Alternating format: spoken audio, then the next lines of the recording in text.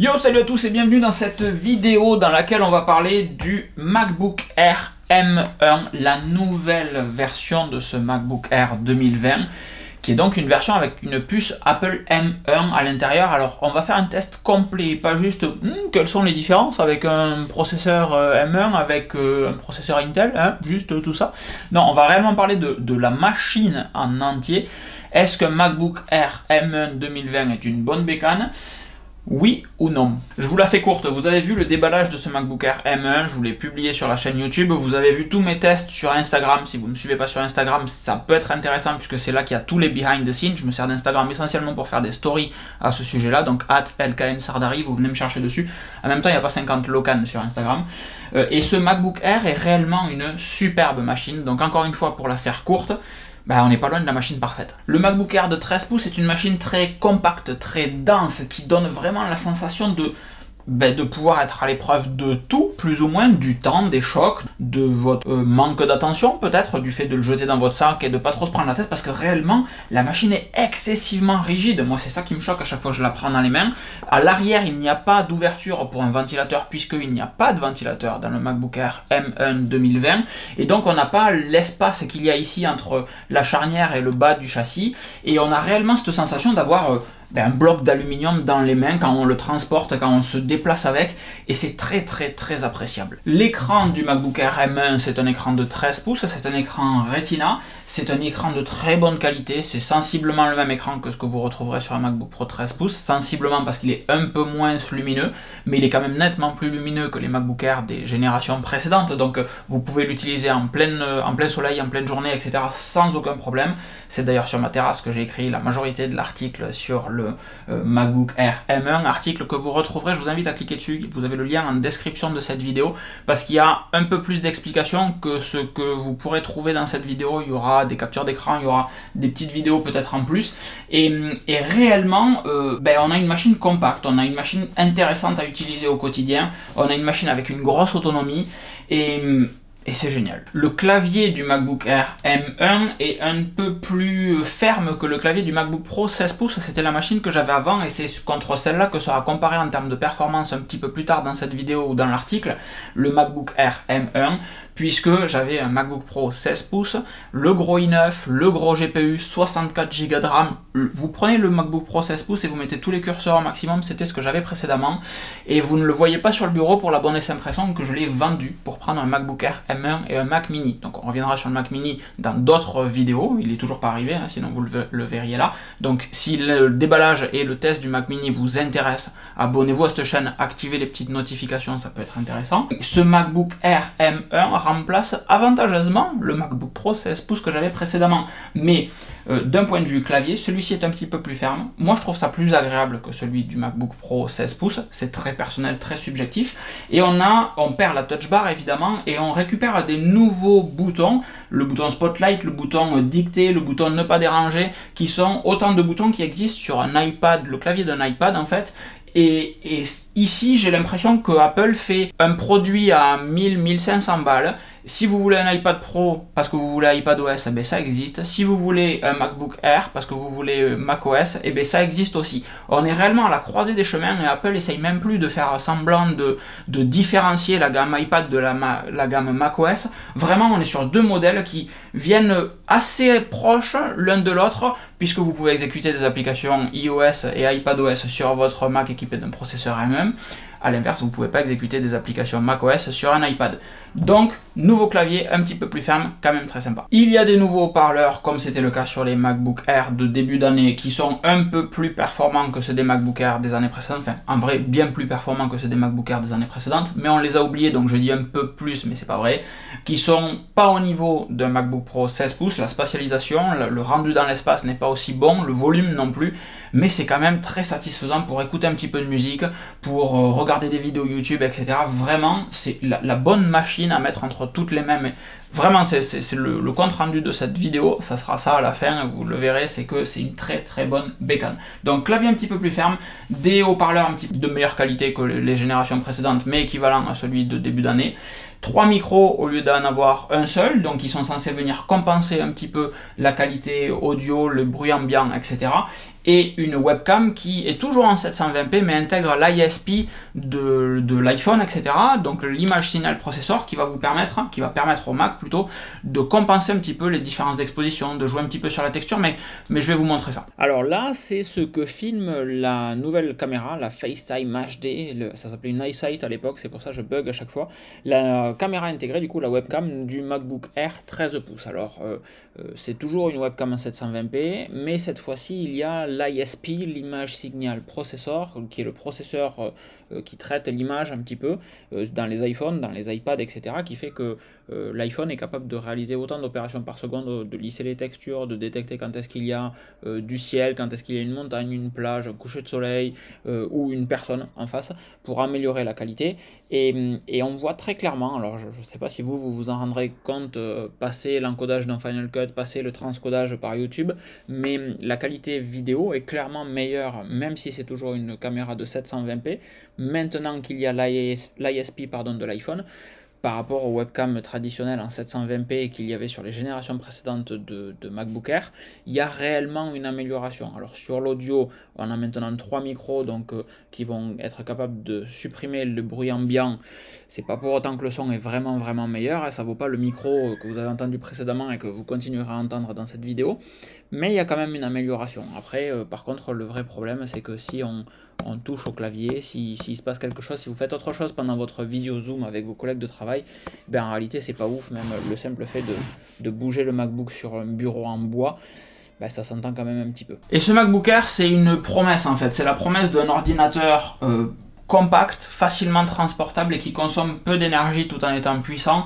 C'est ce que j'aime beaucoup dessus et c'est ce qui me permet de le recharger avec ce petit chargeur que j'ai tout le temps dans ma sacoche Peak Design, qui est un Atom PD1 de la marque Anker. Je vous mets le lien dans la description. Ce tout petit machin là fait 30 watts, est capable de générer plutôt 30 watts via un port USB-C ici. Donc c'est le chargeur rapide parfait pour votre iPhone en déplacement. Donc j'ai un câble USB-C vers Lightning dans ma sacoche et j'ai également un câble USB-C vers USB-C qui est tout le temps dans ma sacoche et qui va me permettre de recharger ce MacBook Air en déplacement. Ils font la même chose pour les allumes-cigares, mais c'est pas vraiment le sujet. Je vous mets le lien du chargeur dans la description de cette vidéo parce que vraiment c'est le chargeur que tout le monde devrait avoir dans son sac. Et ce MacBook Air 13 pouces, du fait qu'il est très compact, et bien il va rentrer dans ma sacoche Peak Design sans le moindre problème, et ça c'est aussi ultra sexy, c'est-à-dire que je peux avoir un ordinateur, un vrai ordinateur aussi puissant que mon MacBook Pro 16 pouces, toujours sur moi. Mais si tout le monde, et moi le premier, regardons ces MacBook Air M1, c'est parce que c'est le premier Mac ARM d'Apple. Et ça, comme diraient les guignols à l'époque, et peu importe ce que peuvent en dire d'autres personnes, c'est une révolution. Si quelqu'un vous dit que c'est juste une évolution, que ça n'a rien d'extraordinaire, que Apple n'innove plus, non, arrêtez de parler, arrêtez d'écouter ces gens-là, parce que réellement, ils ne comprennent pas ce qu'il est en train de se passer. C'est une révolution. C'est-à-dire qu'il y avait les Mac et les ordinateurs de manière générale en Intel, en AMD, et maintenant il y a les ordinateurs avec des processeurs ARM. Et quand on voit ce qu'est capable de faire Apple sur un MacBook Air M1 ou un MacBook Pro 13 pouces M1 ou un Mac Mini M1, mais je les ai pas sous la main, donc on va juste parler du MacBook Air M1, c'est bluffant. Il y a une petite limitation, c'est qu'une application qui est prévue pour fonctionner sur un processeur Intel ne peut pas fonctionner sur un processeur ARM. Donc qu'est-ce qu'a fait Apple? Ils ont sorti Big Sur, qui est la dernière mise à jour des systèmes d'exploitation d'Apple, et Big Sur, c'est à la fois fonctionner sur ARM et sur Intel. Encore heureux, me direz-vous, quand on sort des machines ARM et qu'on a encore des machines Intel au catalogue. Dans macOS Big Sur, il existe un petit logiciel qui s'appelle Rosetta 2 et qui permet de virtualiser, d'émuler, d'adapter, appelez ça comme vous voulez, on va pas rentrer dans les détails techniques, mais qui permet de faire fonctionner une application Intel sur un processeur ARM. En gros, ça convertit l'application à la volée en même temps que vous allez l'utiliser. Le process n'est absolument pas novateur. À l'époque, jadis, je m'en souviens de mon premier MacBook, sous Tiger, macOS X Tiger, on passait de PowerPC à Intel, et c'était la même problématique, il fallait faire tourner des applications prévues pour du PowerPC sur des processeurs Intel, et existait donc Rosetta, qui permettait d'exécuter des applications PowerPC sur un Mac Intel. Je m'en souviens, c'était un MacBook blanc Core 2 Duo, je l'avais payé 2200 €, il avait 500 Go, 320 Go de disque dur en 5400 tours, c'était incroyable. J'avais fait un upgrade à 4 Go de RAM. Et donc là, vous vous dites, c'est forcément très lourd, qu'est-ce que ça va changer pour l'utilisateur? Eh bien en fait, rien du tout. Ça ne change rien pour l'utilisateur lambda, même l'utilisateur avancé. Hein. Vos applications que vous utilisiez au quotidien sur votre Mac Intel, fonctionnent parfaitement bien sur votre Mac M1. C'est exactement la même chose, sauf une petite différence, c'est que la toute première fois que vous allez lancer la toute première application Intel, votre Mac vous dira, attention, il te faudrait Rosetta 2 si tu veux faire tourner cette application, est-ce que tu veux l'installer? Vous cliquez sur oui ou sur OK, je ne sais plus ce qu'est le bouton exactement, enfin bref, vous validez, ça s'installe, il faut 10-20 secondes à peu près pour que Rosetta se lance la première fois et donc permette à la première application que vous lancez pour la première fois de se lancer également, et toutes les autres fois, ça sera totalement transparent. Oui, j'ai dit toutes et j'ai absolument pas envie de refaire ce plan. Vivez avec. Il est donc super important de préciser que d'avoir un Mac avec un processeur Apple M1 à l'intérieur ne change littéralement rien à votre vie. Il y a certaines applications qui vont être problématiques. Et si vous faites par exemple de la virtualisation Windows, moi par exemple dans mon travail j'ai besoin d'exécuter des machines virtuelles Windows, des machines virtuelles Linux, etc. Bon, mes machines virtuelles elles sont prévues pour faire tourner des Windows x86, des Windows qui ont besoin d'un processeur Intel. Et bien là ça ne marche pas. Donc je suis réellement bloqué, moi, dans mon taf. Mais c'est un taf avancé de faire tourner du Windows en virtualisation. L'immense majorité des gens qui ont un Mac avec un processeur Intel ne verront pas de différence parce que vous n'avez pas besoin de faire tourner d'applications Windows ou d'applications x86 qui ne sont pas converties par Rosetta. Donc oui, la limitation là actuellement, c'est si vous avez besoin de faire tourner un Windows x86 ou des applications Windows x86 de quelque manière que ce fût, vous êtes bloqué.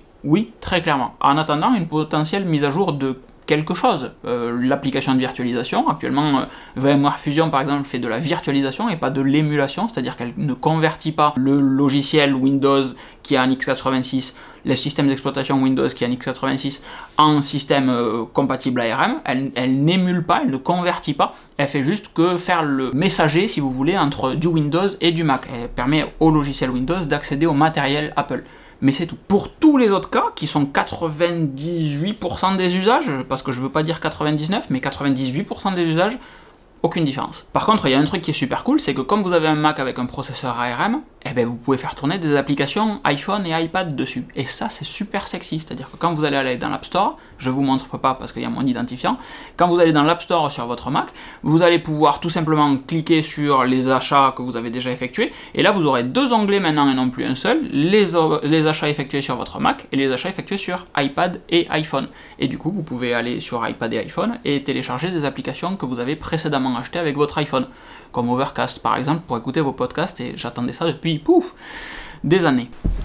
Et si on parlait de performance maintenant, parce que je sais pas pour vous, mais pour moi, personnellement, les performances, ça reste le critère majeur d'achat. J'avais un MacBook Pro 16 pouces, full conf. Par quoi je le remplace?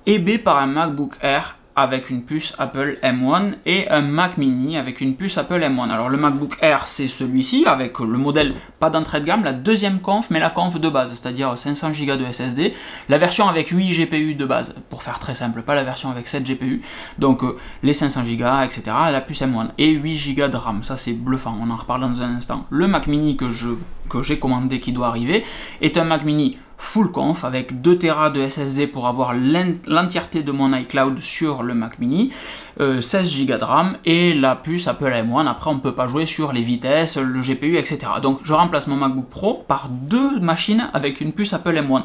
Deux machines qui ont sensiblement les mêmes perfs. J'ai vendu mon MacBook Pro 16 pouces jeudi dernier. On est lundi soir au moment où vous regardez cette vidéo, jeudi dernier. Ce qui veut dire que tout ce que j'ai produit professionnellement ou sur cette chaîne YouTube depuis jeudi dernier est exclusivement produit avec le MacBook Air M1. Et à aucun moment, il n'y a eu de lenteur. Et même majoritairement, c'est beaucoup plus rapide. Et c'est ça qui est bluffant, c'est que chaque import-export de photos ou de vidéos va beaucoup plus vite sur ce MacBook Air sans ventilateur avec un processeur qui est la première itération, le premier test de processeur Mac d'Apple. Chaque traitement est silencieux et le MacBook Air ne chauffe pas. À aucun moment les ventilateurs ne s'allument et le MacBook Air ne chauffe pas. Au pire, il est tiède. J'ai fait un gros stress test pendant 6 heures à avoir le CPU à 100%. Le MacBook Air était tiède. Alors, c'est le moment où je vous jette, pouf, un petit tableau. Voilà. Ce petit tableau, vous voyez que les 4 premiers, c'est des encodages, les 4 premiers tests, c'est des encodages vidéo. Alors, le premier et le troisième, c'est des encodages réalisés avec Handbrake en x86 sur le MacBook Air et le MacBook Pro. Donc, ça veut dire que Rosetta 2 se charge de la conversion de Handbrake sur le MacBook Air.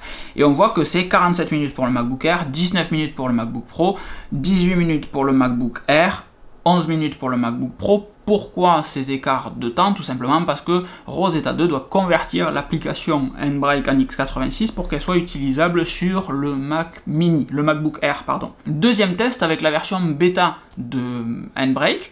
Et là, on tombe de 47 minutes à 28 minutes pour l'encodage en H265 et de 18 minutes à 13 minutes pour l'encodage en H264. On est toujours à 19 minutes et 11 minutes, mais ça veut dire qu'avec une application qui est optimisée, on tombe de 47 minutes à 28 minutes et de 18 minutes à 13 minutes sur du H265 et H264. Ce qui veut dire que sur du H264, on est à 13 minutes sur un petit MacBook Air, quand on est à 11 minutes sur un gros MacBook Pro. Les deux derniers tests, ils sont un peu plus vie réelle, on va dire, un peu plus représentatifs de la réalité, c'est-à-dire que c'est un export vidéo de la vidéo de déballage du MacBook Air que vous avez vu sur cette chaîne. J'étais même ici au moment où je vous ai fait le déballage. Quand je l'exporte avec le MacBook Air M1, elle me prend 8 minutes 30. Quand je l'exporte avec le MacBook Pro 16 pouces, ça me prend 10 minutes. C'est exactement la même application, c'est Compressor, et Compressor est optimisé pour M1, optimisé pour Intel. Donc dans les deux cas, on a l'application qui est optimisée pour le matériel sur lequel elle tourne, 8 minutes 30 versus 10 minutes. Dernier test avec l'application photo, où je prends 184 € qui sont shootés avec le Sony A7 Mark III avec lequel je filme. C'est l'application photo qui se charge de faire l'export, donc le photo pareil comme Compressor est optimisé ARM et optimisé x86.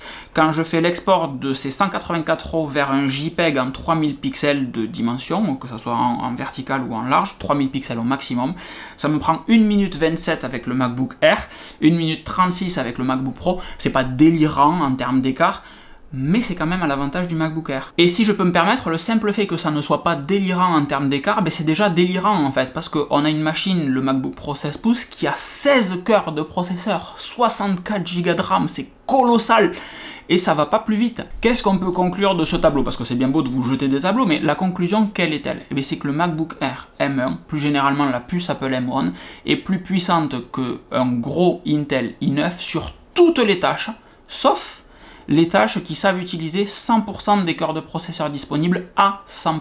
C'est-à-dire que sur le MacBook Pro 16 pouces, il y a 8 cœurs hyper threadés, ça permet donc d'avoir 16 cœurs au final, 16 cœurs logiques, et ces 16 cœurs peuvent être utilisés par Handbrake jusqu'à 100%. Donc on a 16 cœurs versus 8 à la même fréquence, donc c'est logique que le MacBook Pro gagne. Mais il devrait gagner encore plus. Là, il gagne un petit peu. Deuxième chose à noter, c'est que l'optimisation d'une application change radicalement les performances de ladite application. Vous regardez avec Handbrake, on encode en 47 minutes avec une application non optimisée, on tombe à 28 minutes avec une application optimisée, on est presque à la moitié en fait. On tombe de 18 à 13 minutes sur du H264.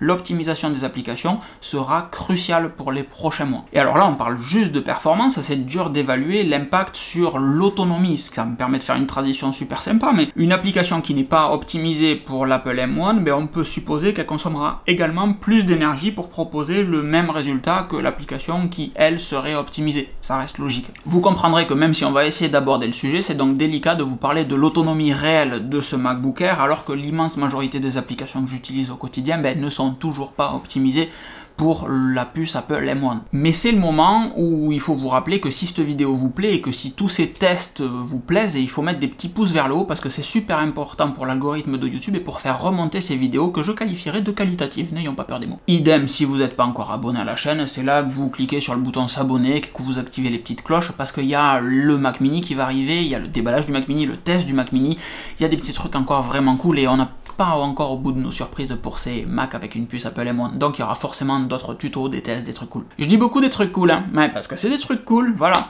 On enchaîne. Le premier jour où j'ai joué avec ce MacBook Air avec une puce Apple M1, j'ai commencé à bosser à 6h. À 6h00, j'étais devant l'ordinateur et je le démarrais pour commencer la clean install dessus. Clean install, ça veut donc dire réinstaller toutes les applications proprement, pas de transfert de quoi que ce soit.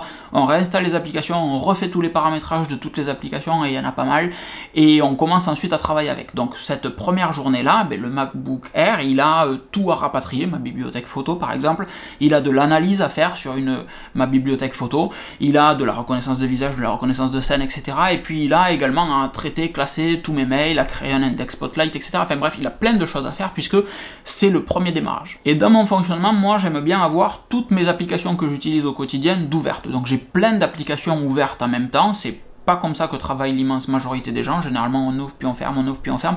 Moi j'ai tout ouvert en parallèle, donc ça change peut-être un petit peu l'appréciation que vous devez avoir de mon test de batterie. Toujours est-il qu'en fin de journée, à 17h, après avoir produit du contenu pour mon taf, produit du contenu pour la chaîne YouTube, importé, configuré correctement mon ordinateur, à 17h donc il me restait 23% de batterie. Ça veut dire que 11 heures plus tard, après avoir tapé dans le MacBook Air toute la journée, il me restait encore 23% de batterie. Donc on est à 12-13 heures d'autonomie réelle sur cette journée-là en particulier. Mais les autres se sont un petit peu comportés pareil. Et c'est ça qui est très marrant avec ce MacBook Air, avec cette machine, c'est que je l'utilise pas branché l'immense majorité du temps en fait. Je la charge et ensuite on s'en sert durant la journée de la même manière qu'on se servirait d'un iPhone ou d'un iPad. Et ça change radicalement les usages, radicalement. Autre truc qui est super cool, c'est le fait de pouvoir fermer sa machine et de la réouvrir et que le travail qu'on est en train de faire soit à nouveau là. Et ça c'est cool. Autre petite chose intéressante en termes de performance, il s'agit d'un MacBook Air, encore une fois, d'entrée de gamme, c'est-à-dire qu'il n'y a pas l'upgrade à 16 Go de RAM, mais uniquement 8 Go de RAM. À aucun moment je me suis senti limité par la machine, que ce soit pour faire du montage Final Cut Pro, de l'export, du traitement de photos, peu importe tous les tests que je vous ai présentés précédemment. À aucun moment, les 8 Go de RAM, je me suis dit, c'est un peu juste quand même, c'est-à-dire que les process sont tellement rapides que il n'y a pas besoin d'avoir tant de RAM pour stocker des choses temporairement le temps que le processeur les traite, les travaille, etc. Ça arrive, bam, c'est traité, ça dégage, et c'est méchamment fluide. Hein. Alors qu'est-ce qu'il faut retenir de ce test du MacBook Air M1 2020? Mais que c'est sensiblement la machine de référence pour l'immense majorité des gens. Elle est suffisamment puissante pour suivre quelqu'un qui est à la fac durant sa scolarité et endurante pour lui permettre de se passer d'un chargeur ou de l'oublier de temps en temps tout en pouvant suivre toute une journée de cours et de prise de notes. Elle est suffisamment robuste et compacte pour vous suivre dans votre sac à dos toute la journée ou durant vos déplacements, là encore une fois sans chargeur. C'est top. Le MacBook Air M1, c'est un iPad Pro avec macOS et un clavier physique en fait. C'est la même approche.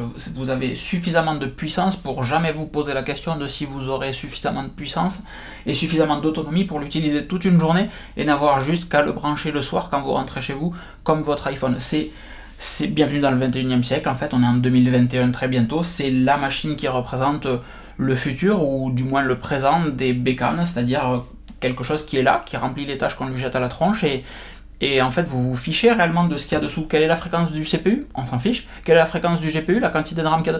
On s'en fiche, ça marche, point. C'est tout ce que les gens veulent savoir, c'est tout ce que moi j'aimerais avoir à savoir. Et là c'est le moment de la vidéo où je me rends compte que je n'ai que des éloges à faire à cette machine. Alors on va me traiter d'Apple fanboy, peut-être, j'accepte, mais j'aimerais trouver réellement un point négatif. On aimerait dire que la webcam en 720p c'est pas assez. Ouais. Est-ce que réellement c'est un point négatif par rapport à tout ce qu'il y a de positif avec cette machine? Je suis pas sûr. On aimerait trouver autre chose, que le clavier est trop dur, que les touches collent, que l'écran est de mauvaise qualité, qu'il n'y a pas assez d'autonomie, qu'il n'y a pas assez de puissance, mais en fait il y a tout ça. Et du coup, c'est réellement pas loin d'être la machine parfaite, c'est un 19 sur 20 parce que on peut pas mettre 20 en fait, c'est un petit peu ça l'idée. Alors si vous avez des griefs contre cette machine, si vous lui trouvez des points négatifs, mettez-les dans les commentaires parce que réellement je suis très curieux de voir qu'est-ce qui peut être un point négatif crédible. Je suis persuadé qu'il va y avoir des trucs très drôles dans les commentaires du coup, mais qu'est-ce qu'il peut y avoir comme point négatif crédible à cette machine? Le fait qu'il n'y ait que 2 ports Thunderbolt 3, c'est un MacBook Air, vous voulez 4 ports, prenez un MacBook Pro. Enfin, il n'y a rien en fait, il y a le prix, hein, et encore que, allez voir sur Windows ce qui existe. Donc vraiment, mettez dans les commentaires ce que vous trouvez de bien sur cette machine, pourquoi pas, mais aussi et surtout ce que vous trouvez qu'il manque sur cette machine, parce que moi je ne vois rien, et je suis très curieux de voir ce que vous pouvez penser. Bon, et évidemment, vous l'aurez compris, n'achetez plus de Mac avec un processeur Intel, c'est fini Intel, hein, c'est le passé, Intel c'est le passé, voilà. Hein. Maintenant, on est sur du processeur ARM, parce qu'encore une fois, avec une puce Apple M1, c'est prodigieux. Si vous avez kiffé cette vidéo, je vous embête pas davantage, je vous demande juste de mettre un petit pouce ou de la partager à quelqu'un qui est intéressé par un MacBook Air, ou à quelqu'un qu'un MacBook Air pourrait intéresser, ou à quelqu'un avec qui vous avez parlé de MacBook Air. Partagez ces vidéos, mettez des petits pouces, c'est super important. Je vous fais des grosses bises, je vous souhaite une excellente fin de journée, merci d'avoir tenu jusqu'au bout de cette vidéo qui doit durer une plombe. Je vous souhaite une excellente fin de journée, donc encore une fois, et à très vite. Ciao.